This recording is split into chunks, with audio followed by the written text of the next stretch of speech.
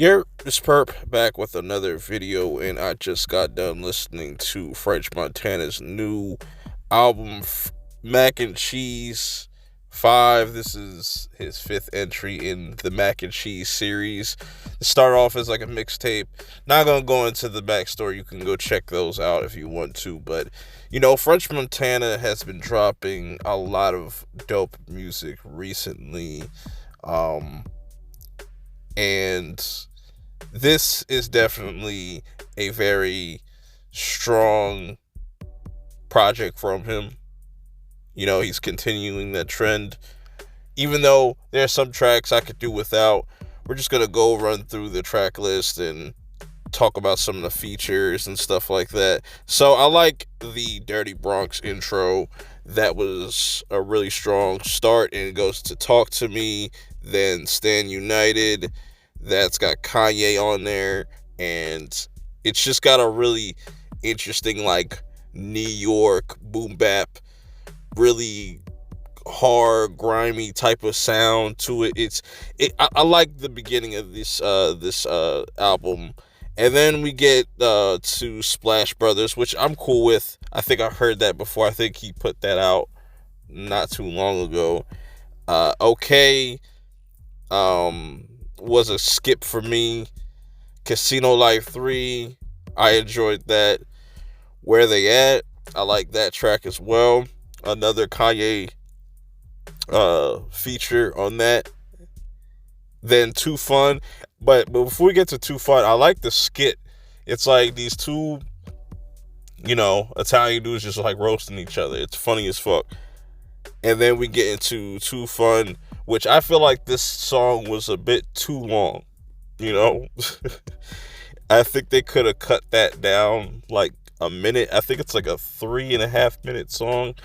If they would have just cut that down to like 2.5 minutes, you'd have had something right there. But there's a lot of interesting sounds throughout this whole entire project. Like Too Fun, that's definitely kind of leaning into that Jersey Club, so people on TikTok and whatnot could do their little dances to it. It's very smart. There was also a track like that on Kid Cudi's deluxe album, whatever you want to call it. Go check that out if you haven't seen it already. That's out as well.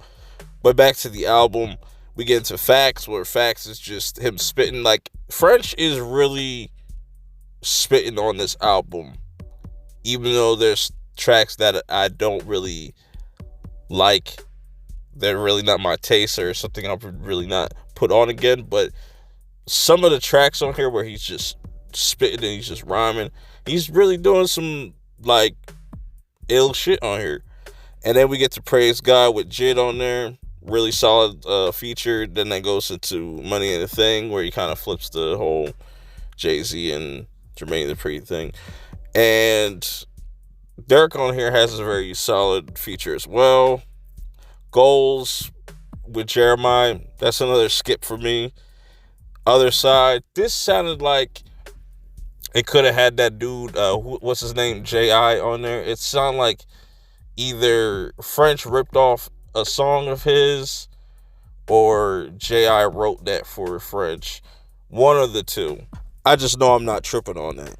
Anyways, then we get into the Bryson Tiller track, Fake Friends, which it's nice to hear Bryson Tiller.